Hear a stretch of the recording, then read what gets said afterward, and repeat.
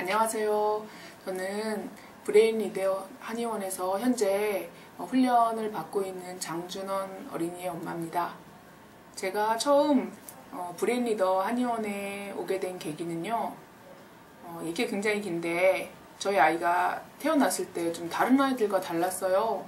생김새는 똑같았는데 굉장히 짜증이 많고 그래서 정말 일어나서 잠들 때까지 계속 울기만 했어요. 그래서 그게 처음에는 이게 영아산통 콜릭이라는 거구나 해서 이제 100일까지 넘겼는데 그래도 계속 울더라고요. 한 8개월 됐을 때는 주먹을 쥐고 울고 얼굴이 빨개져서 계속 막 이렇게 진짜 땅바닥을 치면서 아이가 막 계속 울었는데, 그래서 그때까지만 해도 그냥 아이가 어디가 아픈가 보구나. 그래서 또 아이를 데리고 병원에 가봐도 그냥 이 아이는 크게 건강상의 문제가 없는 아이다 라고 해서 이유를 모르고 저도 그로 해서 갑상선 기능 항진에 우울증에 여러 가지 이제 질병을 앓게 되었어요.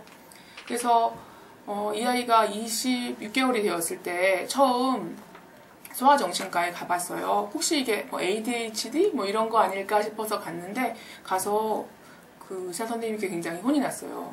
아이는 지극히 정상인데 엄마가 너무 신경감입니다. 여기 멀쩡한 아이를 가지고 괜히 그냥 안달복달해서 아이가 그런 걸로 인해서 스트레스를 받고 있는 것 같다, 이런 얘기를 들었어요. 지금 와서 가장 후회되는 게 그때 브레인 리더 한의원에 와서 그런 치료를 했으면, 느려 피드백 치료를 하고 청각 치료, 그 훈련을 했으면, 그때 했으면 지금보다 더 나았을 텐데 하는 후회가 지금도 되게 많이 남아요. 그래서 내가 많이 부족했구나, 내가 멀쩡한 아이를 또 괜히 그랬구나 하는 자책에 그냥 조금 이 아이는 좀 다른 애들과 다른데, 그냥 사람이 다 다른데, 그냥 성향도 다르고 기질도 다른데 내가 너무 그랬구나 하면서 또 그냥 키웠어요. 그러다가 이제 아이가 만 3돌이 지나서 어린이집에 보냈는데, 그 다음부터 아이의 짜증과 강박이, 정말 강박이라고 그때는 몰랐지만 정말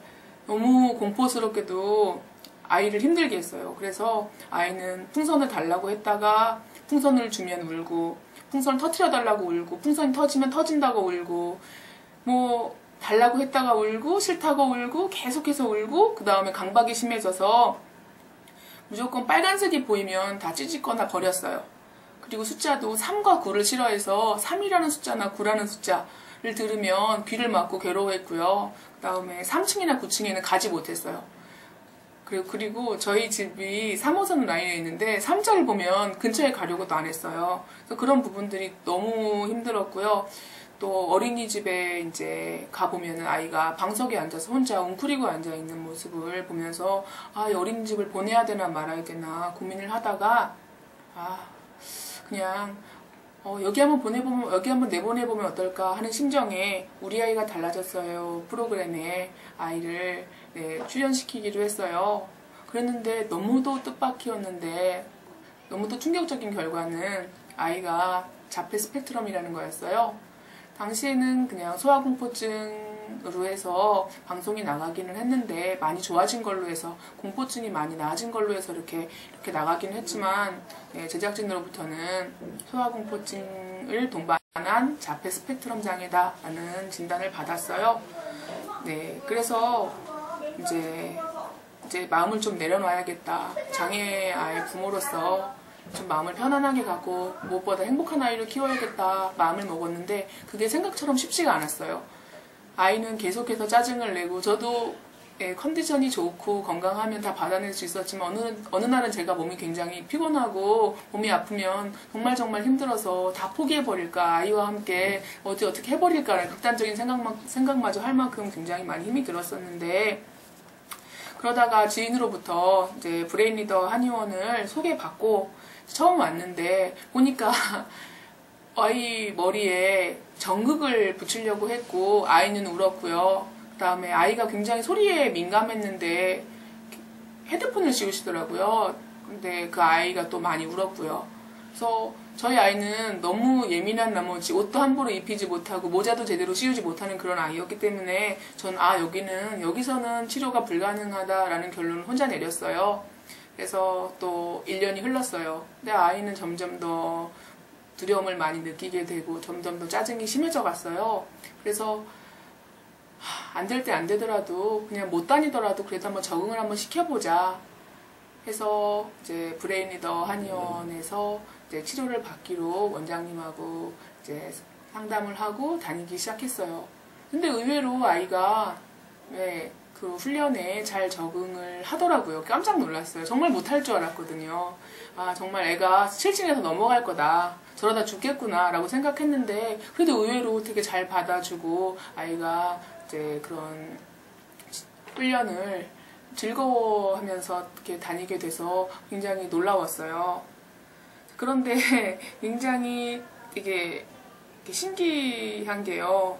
처음에는 이렇게 좋은 것만 있을 줄 알았는데 먼저 처음 상담 중에 원장님이 그렇게 말씀을 하셨어요. 아, 이 훈련을 시작하면 굉장히 짜증이 많이 올라올 거다. 숨겨져 있었던 분노가 표출이 되면서 억눌렸던 화가 막 올라오면서 여러 가지 이상 행동들을 할 것이다 라는 말씀을 하셨는데 뭐 그렇겠거니 얘가 여태까지 짜증을 냈던 애인데 얘가 보통 애가 아닌데 이미 낼 것도 다 냈을 텐데 뭐가 더 숨겨진 화가 있겠느냐 해서 그냥 생각을 크게는 안 하고 있고 그냥 뭐 한 달 정도 지속이 된다고 했으니까 한번 버텨보자라는 생각도 있고요. 그래서 이제 훈련이 지속이 되는데 한 일주일쯤 지나니까 아이한테 틱이 왔어요. 그래서 눈 깜빡거림이 시작됐어요. 그래서 눈을 깜빡거리고 그 다음에 이를 이렇게 가는 소리를 내더라고요. 그렇게 이를 가르고 눈을 깜빡깜빡거리고 집에 부모님들은 굉장히 걱정하셨어요. 아니 애를 치료하러 보냈는데 아이가 더 나빠져서 왔다. 틱은 없는데 틱까지 생겼다 이제. 그래서 아 원래 원장 선생님께서 그런 부분을 미리 말씀을 해주셨다 했는데 그 다음에는 이제 모든 걸 다 입에 넣고 빨기 시작했어요. 한 2돌 지났을 때 빠는 행동은 이제 많이 없어져서 아 지금 지나갔구나 했는데 정말 손가락, 발가락을 다 집어넣고 빨고 벽도 빨고 유리 벽도 빨고 심지어는 바닥에 들어 누워서 바닥까지 빨더라고요. 아, 너무 심란했고 그 다음에 그냥 빠는 것에 그치지 않고 옷 같은 걸 다 물어뜯기 시작했어요. 그래서 정말 어떻게 감당이 안 되더라고요. 그러면서 짜증은 제가 여태까지 봐온 짜증의 그런 강도가 아니었고 정말 제가 어떻게 감당이 안 될 정도로 제가 아니 원래대로 돌려주세요. 사무장님한테도 여러 번 말씀드렸는데 저 아이 원래대로 좀 어떻게 돌아갈 수는 있는 거예요? 저 아이 원래대로만이라도 좀 돌려주세요 하면서 정말 울면서 전화 드린 적이 여러 번 있었는데 근데 정말 그때는 진짜 이게 뭔가 이게 부작용이구나 이게 안 맞는 거구나 아이한테 내가 정말 부모로서 해서는 안 될 행동을 했구나 했는데 그럴 때마다 원장 선생님께서 한 주만 더 견뎌봐라 한 주만 더 견뎌봐라 했는데 그 시간이 지나면서 아이가 짜증이 줄었어요.